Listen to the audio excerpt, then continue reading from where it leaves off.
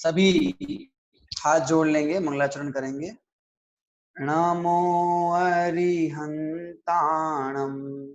नमो सिद्धाणं नमो आयर्याणं नमो वज्रायाणं नमो लोये सवसाहूणं मोक्षमार्गस्य नेतारं वेत्तारं कर्म भूभृताम् ज्ञातारं विश्वतत्त्वानां वंदे तद्गुणलब्धये। यह तत्वार्थ सूत्र नाम का महान ग्रंथ है, जिसके प्रथम अधिकार के ऊपर हमारी चर्चा चल रही है और इसमें जीवादि तत्वों को कैसे जाना जाए, इस विषय में विगत 2 दिनों से हम चर्चा कर रहे हैं। सर्वप्रथम हमने ये जाना कि निक्षेपों के माध्यम से नाम, स्थापना, द्रव्य और भाव, इन निक्षेपों के माध्यम से जीव को जाना जाता है और प्रमाण और नय ये सम्यक ज्ञान जीवादि तत्वों को जानते हैं। जैसे निक्षेप के माध्यम से जीव को जानते हैं, वैसे ही इन जीवादि तत्वों को जानने की और क्या क्या विधियां हैं, इन जीवादि तत्वों को और जानने के और क्या क्या तरीके हैं, उस संबंधी चर्चा आगामी सूत्र क्रमांक 7 और सूत्र क्रमांक 8 में की गई है। आज हम इन दोनों सूत्रों के ऊपर अपनी चर्चा करेंगे। सूत्र आपकी स्क्रीन पर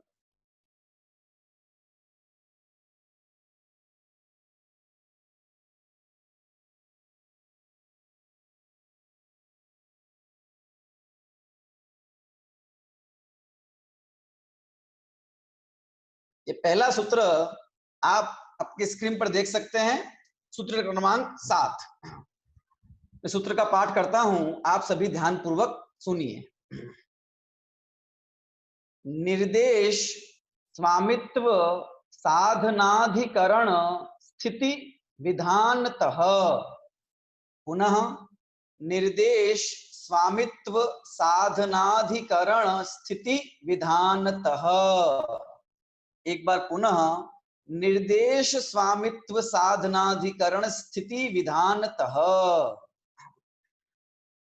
आइए हम इस सूत्र का सूत्र विच्छेद करते हैं।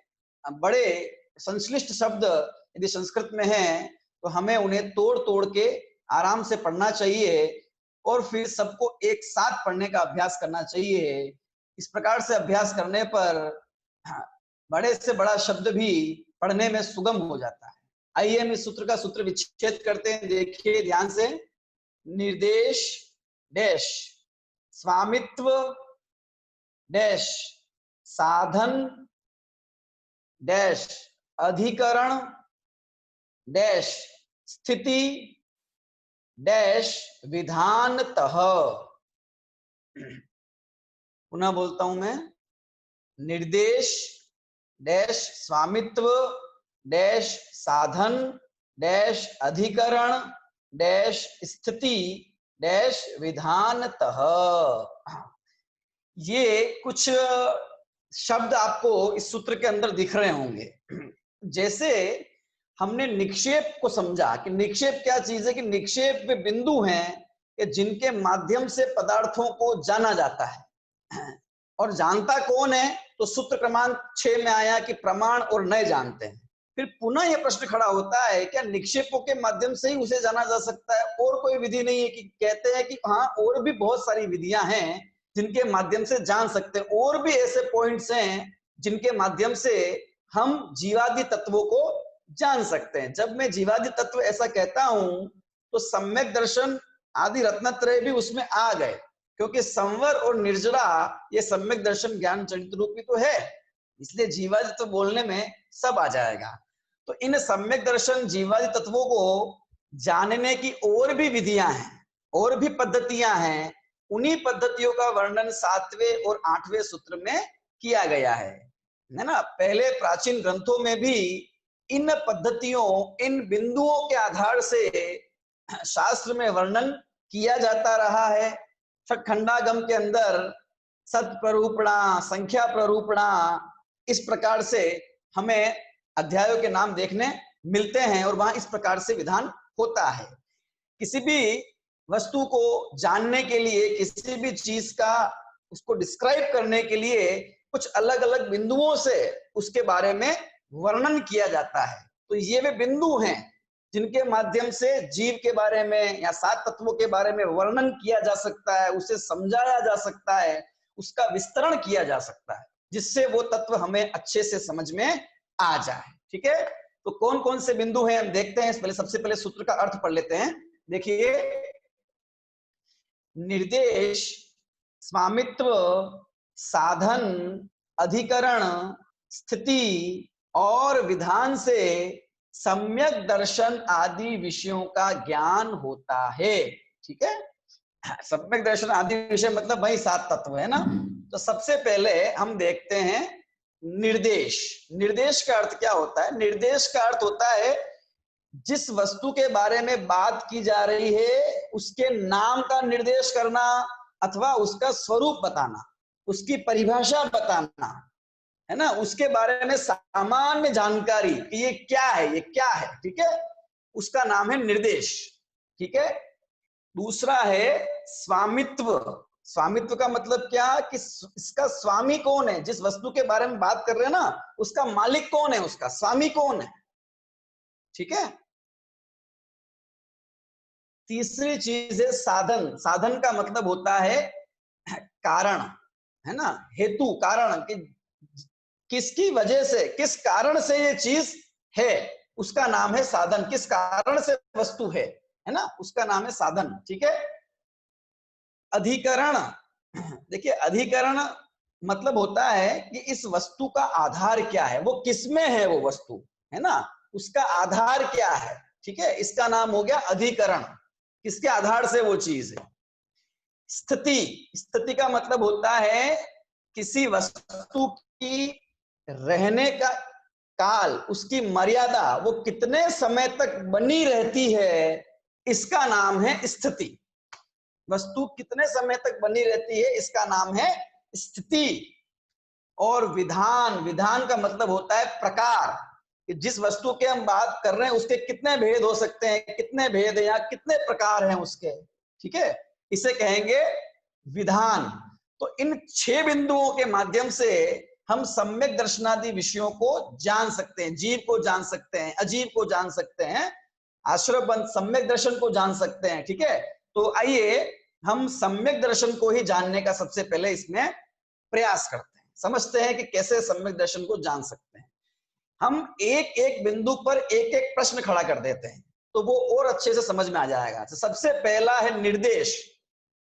अब ये बिंदु किस पे लगाए जा रहे हैं कि ये सम्यक दर्शन के ऊपर, ये सारे बिंदु सम्यक दर्शन के ऊपर लगाए जा रहे हैं। ठीक है, तो निर्देश, सम्यक दर्शन क्या है, पहला प्रश्न क्या होगा? निर्देश, स्वरूप, सम्यक दर्शन क्या है, ये हो गया पहला प्रश्न। दूसरा प्रश्न क्या खड़ा करेंगे? सम्यक दर्शन किसको होता है, उसका स्वामी कौन है, सम्यक दर्शन किसको होता है, किसको है सम्यक दर्शन। ठीक है,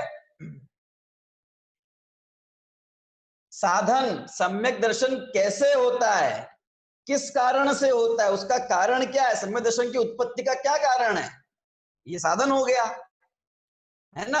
अधिकरण, सम्यक दर्शन का आधार क्या है, वो कहाँ पाया जाता है, किसमें पाया जाता है, ये अधिकरण हो गया। ठीक है ना। स्थिति, सम्यक दर्शन कब तक रहता है, उसका रहने का काल कितना है, कब तक बना रहता है, वह स्थिति हो गई। और विधान, ये सम्यक दर्शन कितने प्रकार का होता है, कितने टाइप का होता है, ये क्या हो गया, इसका विधान हो गया, भेद हो गया, प्रकार हो गया।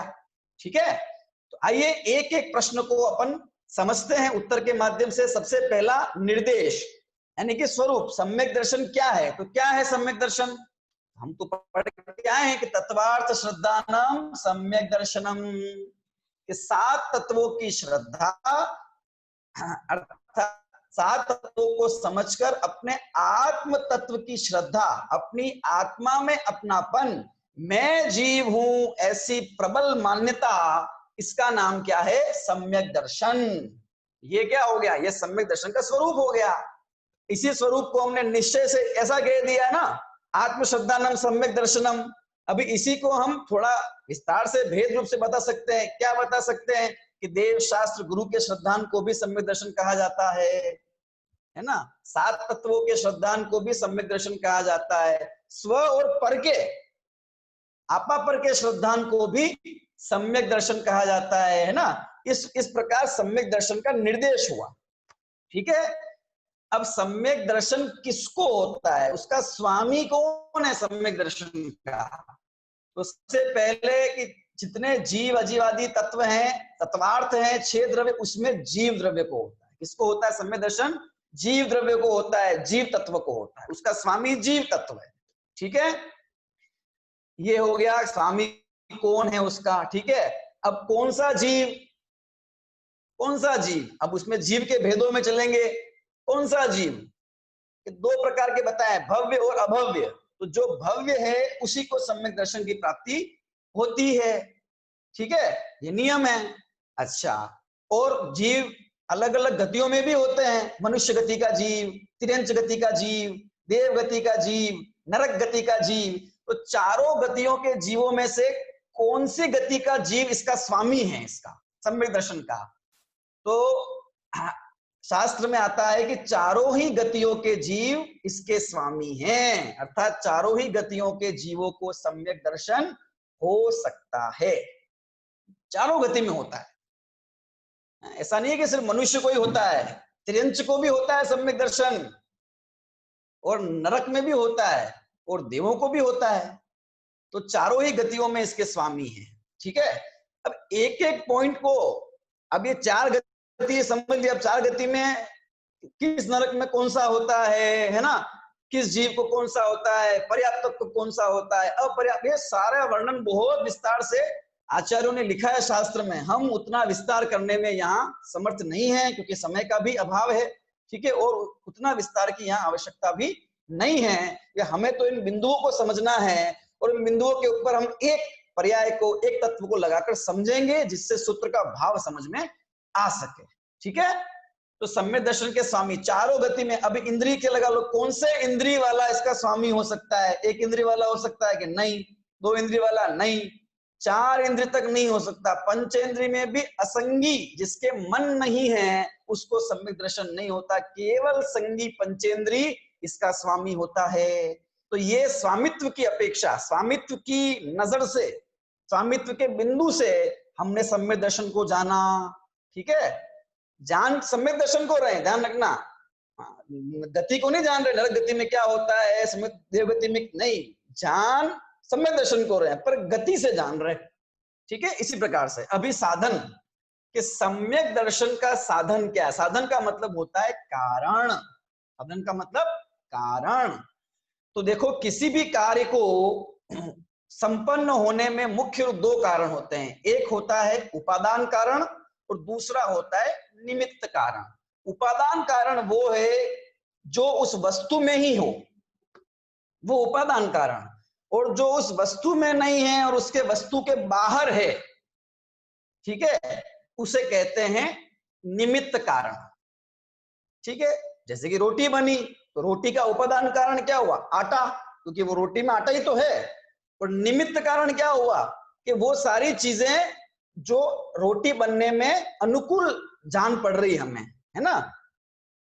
तो क्या कि तवा भी, बेलन भी, है ना, है, जिसने रोटी बनाई वो स्त्री या पुरुष, वो भी, ठीक है, अग्नि भी, ये सारे निमित्त हो सकते हैं। तो अब यहाँ पे तो सम्यक दर्शन को समझना है हमको। सम्यक दर्शन का साधन तो उपादान कारण क्या है, किसमें होता है सम्यक दर्शन, जीव में होता है। तो जीव तत्व उसका उपादान कारण है। ठीक है, जीव तत्व उसका उपादान कारण है। उपादान के भी भेद है, उसमें नहीं जाएंगे, केवल समझना है। अभी निमित्त क्या है कि निमित्त भी 2 प्रकार के हैं, अंतरंग निमित्त और बहिरंग निमित्त। अंतरंग निमित्त और बहिरंग निमित्त। तो सम्यक दर्शन का अंतरंग निमित्त क्या है कि कर्म, जो कर्म है ना, कौन सा कर्म के जो मौनी कर्म जो है उसका उपशम, क्षयोपशम और क्षय, ये कर्म की अवस्था है ना, ये कर्म की अवस्था है कि उसमें क्षय होता है, उसमें उपशम होता है, उसमें क्षयोपशम होता है। ये कैसी क्या अवस्थाएं होती है, ये हम आगे जो हमारा दूसरा अध्याय है उसमें यही बात है, वहां हम समझेंगे पहले सूत्र के अंदर। तो अंतरंग निमित्त क्या हो गया, देखो उपादान कारण तो क्या हो गया, वो चीज स्वयं माने जीव तत्व। अंतरंग निमित्त क्या हो गया, निमित्त कारण में अंतरंग निमित्त के दर्शन मोहनी कर्म का उपशम, क्षयोपशम या क्षय, ठीक है। और बहिरंग निमित्त क्या होगा कि बाहर में और जो जो साधन है, अंदर में जो निमित्त था हर हर तत्व के कि वो कर्म, वो हो गया। और बाहर में क्या निमित्त है कि बाहर में हर गति में अलग अलग निमित्तों की चर्चा की गई है। जैसे हमने पहले भी जाना था ना, उत्पत्ति के हिसाब से सम्यक दर्शन के दो भेद, निसर्गज और अधिगमज। तो क्या निमित्त हमने जाना था कि गुरु का उपदेश, ठीक है। तो इसी प्रकार से चारों गतियों में थोड़ा हम समझ लेते हैं। ये विषय समझना इसलिए जरूरी है कि हमको ये बात समझ में आएगी कि सम्यक दर्शन जिसे हम बहुत ज्यादा कठिन समझ रहे हैं वो बहुत कठिन नहीं है, चारों गति के जीवों को हो सकता है, बस श्रद्धा पलटने की देर है। देखिए मनुष्य और तिर्यंच गति में इस वैसे सम्यक दर्शन के निमित्त तो बहुत हो सकते हैं, लेकिन मुख्य रूप से शास्त्रों में जिनकी चर्चा की गई है सर्वसिद्धि आदि ग्रंथों में उनकी बात करते हैं। तो क्या निमित्त हो सकता है कि जाति स्मरण ज्ञान, ठीक है, धर्म का श्रवण, धर्म का सुनना, वही उपदेश, ठीक है, देव का उपदेश, गुरु का उपदेश आदि। और जिन बिंब दर्शन, भगवान की प्रतिमा का दर्शन अथवा भगवान के पंच कल्याणक को देखना, ये भी इसमें हम देख समाहित कर सकते हैं, ये भी इसमें, ठीक है।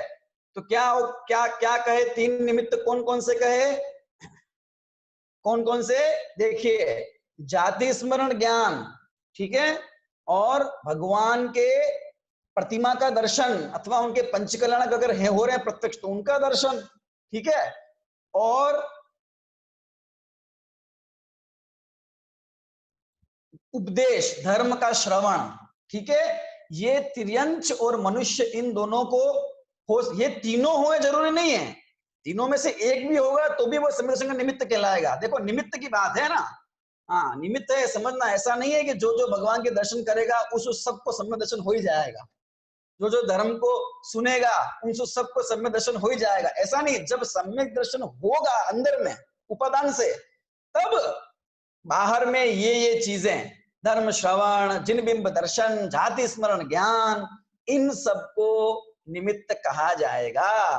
क्योंकि खाली धर्म श्रवण से सम्यक दर्शन होता है तो आदिनाथ जैसे वक्ता,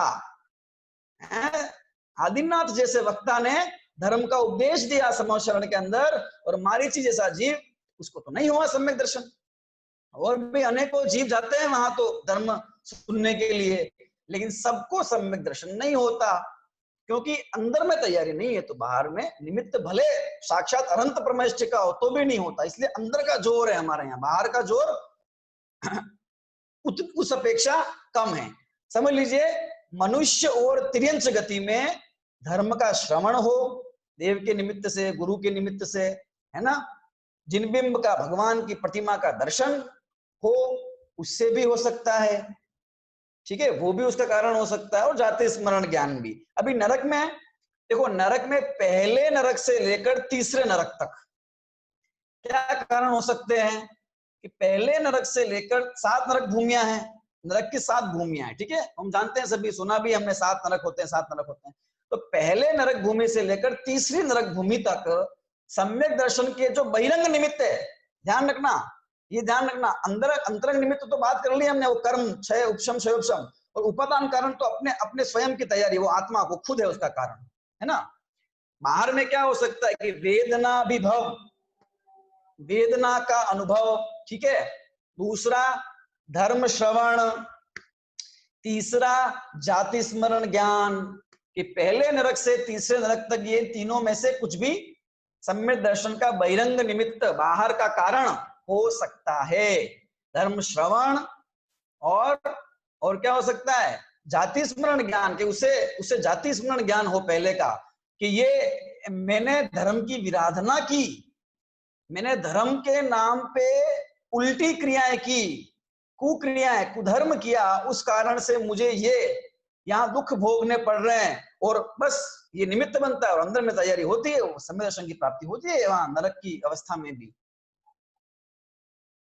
वेदना प्रत्येक नारकी को प्रति समय अनंत वेदना होती है, बहुत वेदना होती है, दुख होता है, मार काट मची रहती है। उस वेदना के निमित्त से भी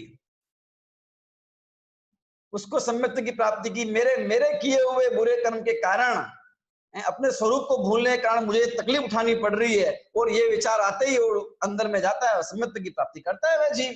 और धर्म श्रवण के तीसरे नरक तक सम्यक दृष्टि देव जा सकते हैं, और उनके माध्यम से, ये शास्त्र का कथन है ये, कि उनके माध्यम से या तो उनके पूर्व भव के कोई साथी, मिलने वाले, परिवार के जन, ऐसे उनको तो होता है अवधि ज्ञान, तो उसके भले के निमित्त से वो उसको धर्म श्रवण कराते हैं सम्यक दृष्टि देव, और उसके निमित्त से भी उनको नरक में भी सम्यक दर्शन की प्राप्ति हो जाती है। और आगे के जो चौथे से लेकर 7वां नरक है, वहां पर धर्म श्रवण वाला निमित्त नहीं होता, वहां वेदना विभव और जाति स्मरण ज्ञान, इन दोनों के निमित्त से सम्यक दर्शन की प्राप्ति होती है। देवगति की बात करें तो देवगति में पहले स्वर्ग से लेकर, मुख्य रूप से वैमानिक देवों की बात कर रहे हैं हम, पहले स्वर्ग से लेकर 14वें स्वर्ग तक, 12वें स्वर्ग तक, ठीक है, यहां तक जिन बिंब का दर्शन, धर्म का श्रवण, ठीक है, जाति स्मरण ज्ञान और देव रिद्धि दर्शन, इन सब के निमित्त से सम्यक दर्शन की प्राप्ति होती है। देव रिद्धि दर्शन क्या है, बाकी तो हम समझ गए कि हर देव की अपनी अपनी रिद्धियां हैं, अपनी अपनी उसकी शक्तियां हैं। तो जब वो अपनी रिद्धियों को देखता है ना, और उससे स्मरण आता है, उससे ये विचार आता है कि अहो, मैंने पूर्व भव में मंद कषाय के परिणाम किए, उसकी वजह से मुझे ये रिद्धियां मिली है, ठीक है। और जब वो इंद्रादि की रिद्धियों को देखता है तो इनकी रिद्धियां तो बहुत अधिक है, तो वह विचार करता है कि सम्यक दर्शन के साथ किए हुए संयम के कारण इनको ये रिद्धियां प्राप्त हुई है। तो उसे विचार आता है कि हो, सम्यक दर्शन की क्या महिमा है, और वह उसके निमित्त से अपने अंदर की तैयारी से सम्यक दर्शन की प्राप्ति करता है। 12वें स्वर्ग के ऊपर 13वें से 16वें स्वर्ग तक ये देव रिद्धि दर्शन वाला निमित्त वहां नहीं होता है, क्योंकि वहां ऊपर के देव वहां आते नहीं है और उनकी रिद्धियां दिखती नहीं है। बाकी दूसरे देवों की रिद्धियों से उन्हें इतना कहा है शास्त्र में कि उनकी कषाय लेश्या, शुक्ल लेश्या होने से उन्हें उसमें महानता नहीं नजर आती है, ठीक है, इसलिए उनका वो निमित्त नहीं कहा है वहां पर। दूसरे निमित्त क्या है, उसके ऊपर है 9 ग्रेवयक। तो 9 ग्रेवयक के जो देव हैं, उन 9 ग्रेवयक के देवों को जाति स्मरण और धर्म श्रवण, ये 2 निमित्त कहे हैं। उनको जिनबिंब का दर्शन ये भी निमित्त नहीं कहा, क्योंकि कहा है धवला में कि वे जीव अष्टानिका पर्व आदि में भी नंदीश्वर द्वीप आदि में नहीं जाते हैं, वहां उनके दर्शन की प्राप्ति नहीं होती है, इसलिए वो निमित्त वहां नहीं है, पर सम्यक दर्शन होता है उनको, ठीक है ना।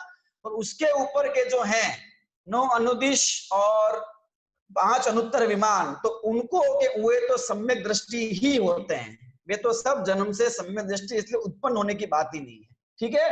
ये हमारा साधन को हमने समझ लिया।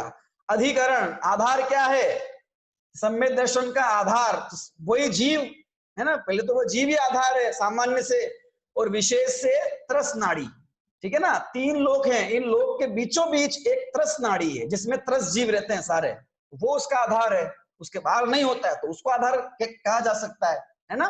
1 राजू चौड़ी और 14 राजू लंबी, ठीक है ना, और 1 राजू गहरी। हाँ, स्थिति सम्यक दर्शन कब तक रहता है कि सम्यक दर्शन एक बार होता है तो फिर बाद में वापस चला जाता है या रहता है, क्या है।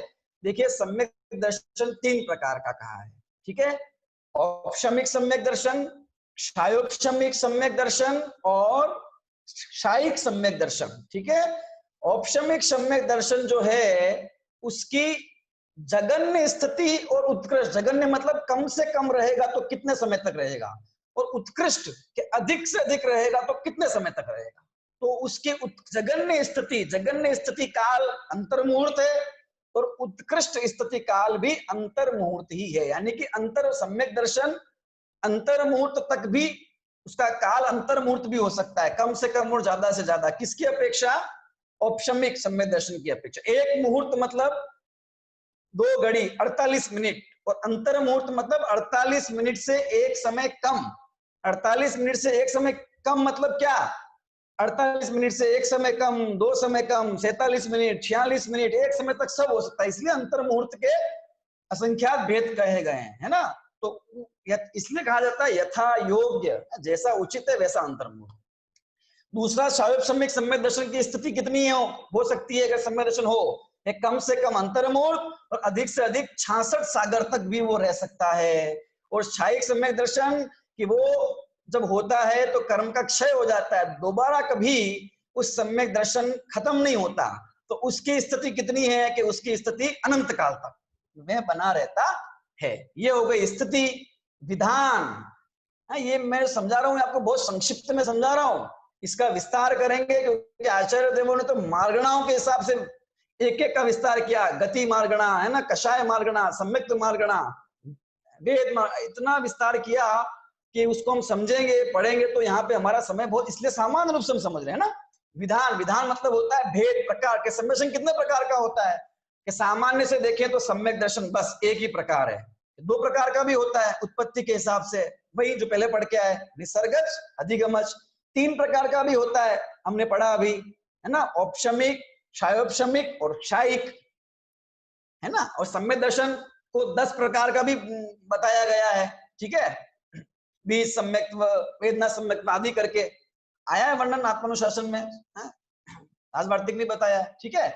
और आचार्य देव कहते हैं कि इसके संख्यात, असंख्यात और अनंत प्रकार का भी सम्यक दर्शन हो सकता है विभिन्न विभिन्न अपेक्षाओं से। तो इस प्रकार हमने ये सम्यक दर्शन के ऊपर निर्देश, स्वामित्व, साधन, अधिकरण, स्थिति और विधान, इन सब पॉइंट को, इन सब बिंदुओं को लगाकर किसको जाना हमने? सम्यक दर्शन को जाना। क्या होता है, किस किस को होता है ना। अब किस किस को होता है मैं वो भी आगे आगे किसको नहीं होता है ना। साधन क्या है, उपादान कारण क्या है, निमित्त कारण क्या है, निमित्त के भी 2 भेद, अंतरंग कारण क्या है, बहिरंग कारण क्या क्या हो सकता है, किस गति में क्या क्या हो सकता है, समझा है ना। आधार क्या है इसका, है त्रस नाड़ी, त्रस नाड़ी के बाहर किसी को नहीं हो सकता। क्यों? क्योंकि हमने समझा ना संगी पंचेंद्रिय को ही होता है। तो जो त्रस नहीं है, द्विइंद्रियादेश त्रसा, वे सब त्रस है, तो वहां तो एक इंद्रिय रहते हैं केवल, उनको तो हो ही नहीं सकता, तो वो आधार हो गया। कितने समय तक रहता है और कितने प्रकार का होता है, ये सम्यक दर्शन को हमने समझा। जीव को भी रख के हम प्रयास कर सकते हैं, समझ सकते हैं। और दूसरी बात, ये जरूरी नहीं कि हम सारे पॉइंट उस पर लगा ही लगाए हैं, समझने के लिए बिंदु दिए हुए इतने सारे, ठीक है। जितने हम आसानी से लगा पाए, सरलता से चीज को समझने के लिए, ये बात है। जबरदस्ती लगाना, खींच कर लगाने की आवश्यकता नहीं, लगा पाए बहुत अच्छी बात है और समझे हम, ये बात है। तो सम्यक दर्शन को हमने इन 6 बिंदुओं के माध्यम से समझा। तो आचार्य देव से प्रश्न करते हैं टीका में कि यही साधन है, और कोई नहीं है जानने के बिंदु? ये कहते हैं कि हाँ हाँ और भी हैं। 8वें सूत्र में उन और बिंदुओं की चर्चा भी की गई है। तो हम आइए करते हैं और समझते हैं।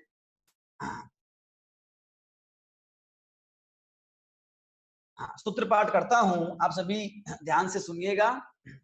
सत, संख्या, क्षेत्र, स्पर्शन, कालांतर, भावाल्प बहुत्वैश्च। वापिस, सत, संख्या, क्षेत्र, स्पर्श, स्पर्शन, कालांतर, भावाल्प बहुत्वैश्च। सत, संख्या, क्षेत्र, स्पर्श, स्पर्शन, कालांतर, भावाल्प बहुत्वैश्च। ठीक है, ये सूत्र का पाठ हुआ। आइए हम इस सूत्र का सूत्र विच्छेद करते हैं। सत, सबसे पहला है सत डैश संख्या डैश क्षेत्र डैश स्पर्शन डैश काल डैश अंतर डैश भाव डैश अल्प बहुत्वैः प्लस च। एक बार वापस बोल देता हूं। सत डैश संख्या डैश क्षेत्र डैश स्पर्शन डैश काल डैश अंतर डैश भाव डैश अल्प बहुत्वैः प्लस च। ये इस सूत्र का सूत्र विच्छेद है। आइए देखते हैं इसमें और क्या क्या बातें बताई गई है। ठीक है, तो सत, ये और भी बिंदु हैं कि जिनके माध्यम से हम जान सकते हैं कि क्या क्या बिंदु हैं वे। पहला बिंदु है, दूसरा है संख्या, तीसरा क्षेत्र, चौथा स्पर्शन, काल, अंतर, भाव और अल्प बहुत। तो क्या होता है सत? हम समझते हैं सत मतलब वस्तु का अस्तित्व। सबसे पहले वस्तु है ऐसा कहा जाता है। जो है उसी में तो आगे बात करेंगे, जो है ही नहीं उसी क्या बात करेंगे, तो उसके अस्तित्व की सिद्धि की जाती है। संख्या, जिस जिस वस्तु को हम समझना चाह रहे हैं, ठीक है, उसकी संख्या कितनी है, कितने। क्षेत्र, क्षेत्र मतलब वर्तमान में उसका निवास स्थान, वर्तमान काल में वो कितने एरिया में रह रहा है, कितनी जगह में रह रहा है, उसका एरिया कितना है, वो क्षेत्र। स्पर्शन, वर्तमान काल में नहीं, तीनों काल में। भूतकाल में वो कहाँ कहाँ था, या इसी में पर्याय में वो भूतकाल में कहाँ कहाँ जाया है, जहाँ कहाँ रहता, कहाँ आगे रह सकेगा, इस सब की चर्चा स्पर्शन में। ठीक है, स्पर्शन मतलब तीनों को संबंधी निवास स्थान का ज्ञान। तो काल का नहीं, जो समझ के रहने की स्थिति, कितनी स्थिति है उसकी। ठीक है, अंतर, अंतर को समझना जरा गहराई से। अंतर मतलब वस्तु के अंदर एक भाव पैदा हुआ, ठीक है, और वैसा का वैसा भाव उस वस्तु में जब दोबारा पैदा होगा, एक भाव पैदा हो गया, वो चला गया, नष्ट हो गया, अब दोबारा जब वो भाव वैसा का वैसा भाव पैदा होगा, तो इन दोनों के बीच का जो अंतर है ना, इन दोनों के बीच का जो डिफरेंस है, उस अंतर को कहेंगे हम अंतर, जिसे हम विरह काल कहते हैं। वस्तु के विरह काल को अंतर कहते हैं। विरह काल मतलब कि एक द्रव्य में जो भाव हुआ है ना, अब वो भाव हुआ और फिर खत्म हो गया, ठीक है, चला गया, अब दोबारा वैसा का वैसा भाव उसको जब होगा, तो इस भाव के और उस भाव के बीच में जितना टाइम का अंतर है ना, उसको कहते हैं विरह काल। वस्तु के विरह काल को अंतर कहते हैं। ठीक है, भाव, तो यहाँ भाव के अंदर जो 5 भाव हैं, ठीक है, उन 5 भावों को लिया गया, क्षायिक, औपशमिक, क्षायिक, क्षायोपशमिक, इनको लिया गया। जीव की अपेक्षा देखेंगे तो इनका ग्रहण किया गया। ठीक है, और भाव मतलब परिणाम भी है। और अल्प बहुत्व, अल्प मतलब थोड़ा, बहु मतलब ज्यादा, यानी कि किसी वस्तु को किसी अन्य वस्तु की अपेक्षा से कम ज्यादा करके देखना, ये हो गया अल्प बहुत्व। तो ये सारे पॉइंट हैं, इस पॉइंट के माध्यम से भी वस्तु को जाना जाता है। आइए हम एक सम्यक दर्शन युक्त जीव, यानी कि जीव को देख लेते हैं। सम्यक दृष्टि सब आ जाएंगे इसके अंदर। जीव को देखते हैं। सत, सबसे पहले जीव का अस्तित्व, ये जीव है, ये हो गया सत। अभी संख्या, के जीवों की संख्या कितनी है, कि जीव कितने हैं, कि जीव अनंत हैं, जीव अनंत जीव हैं। ठीक है, अब उसी में भेद कर सकते हैं अपन, नरक गति के जीव, तिर्यंच गति के जीव, मनुष्य गति के जीव, एक इंद्रिय जीव, 2 इंद्रिय जीव आदि। संख्या, किसकी कितनी संख्या है। क्षेत्र, कि उस जीव के वर्तमान में रहने का स्थान। तो अगर मिथ्या दृष्टि जीवों की अपेक्षा देखें तो वे पूरे लोक में रहते हैं, तीनों लोक में उनका। और सम्यक दृष्टि जीव, सम्यक दृष्टि जीव, जितने सम्यक दृष्टि जीव हैं लोक में, उन सबका अगर हम स्थान बनाए तो वे आता है कितना, कि लोक के असंख्यातवे भाग प्रमाण। ऐसा शास्त्र कथन है कि लोक के असंख्यातवे भाग प्रमाण में वर्तमान में, है ना, प्रति समय वर्तमान अभी भी है सम्यक दृष्टि जीव, है ना, उनका स्थान है। ठीक है, वर्तमान में। और एक जीव की अपेक्षा अगर हम देखें तो एक जीव, अगर कोई वो केवली है, संयोग केवली, जो कि केवली समुद्घात करता है, तो केवली समुद्घात के समय वो जीव तीनों लोक में उसके आत्मा के प्रदेश फैल जाते हैं। तो उस समुद्घात की अपेक्षा देखें तो 3 लोक भी उसका क्षेत्र हो सकता है किसी एक जीव का। ठीक है, स्पर्शन, 3 काल की अपेक्षा, तो सामान्य रूप से देखें तो प्रत्येक जीव तीनों लोक के प्रत्येक जगह स्पर्श करके आया हुआ, यानी कि हर जगह गया हुआ है। तो तीनों लोक ही हर जीव का स्पर्शन हो गया, क्योंकि तीनों कालों में, है ना, इस अपेक्षा, काल की अपेक्षा। काल के मिथ्या, जीव का काल कितना है, कि जीव का काल है आदि, सादि, अनंत, अनादि अनंत। कब तक रहेगा जीव, अनादि काल से है अनंत काल तक रहेगा। अगर इन जीवों में भेद कर दे अपन, मिथ्या दृष्टि जीव, कि मिथ्या दृष्टि जीव अनादि शांत, ठीक है, अगर वह भव्य है तो, ठीक है, अनादि शांत, यानी कि उसका मिथ्या दर्शन पना, मिथ्या दर्शन से युक्त वो जीव तब जब है तभी तो कहलाएगा मिथ्या दृष्टि। तो अनादि काल से है और कभी ना कभी उसके मिथ्या दर्शन का अंत आएगा तो वो शांत हो गया। सम्यक दृष्टि जीव सादि अनंत हो सकता है, एक बार सम्यक दर्शन हो गया फिर अनंत काल तक रहेगा, तो वो उस पर्याय से युक्त रहेगा, तो वो जीव भी अनंत काल तक रहेगा। क्षायिक सम्यक दर्शन की अपेक्षा यदि हम औपशमिक और क्षायोपशमिक के देखें तो सादि शांत भी हो सकता है, ठीक है। ये भेद में अंतर, अंतर क्या हो सकता है दो भावों के बीच में? हम सम्यक दर्शन को लेते हैं, सम्यक दर्शन एक भाव है ना, एक पर्याय है जीव की, ठीक है। एक बार जीव को सम्यक दर्शन हुआ, हो गया और चला गया, ठीक है, नष्ट हो गया। औपशमिक सम्यक दर्शन है, नष्ट हो सकता है, यहाँ क्षायोपशमिक भी नष्ट हो सकता है।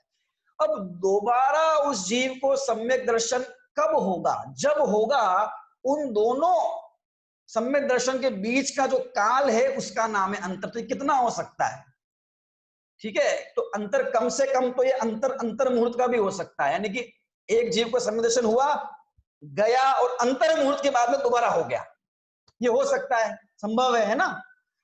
और अधिक से अधिक एक जीव को एक बार सम्यक दर्शन हुआ और छूटा, उसके बाद किंचित न्यून अर्ध पुद्गल परावर्तन काल में, बहुत बड़ा समय है, काल को मापा गया है ना, किंचित न्यून अर्ध पुद्गल परावर्तन काल में उसको दोबारा सम्यक्त्व, अधिक से अधिक उतने काल में सम्यक्त्व होगा ही होगा।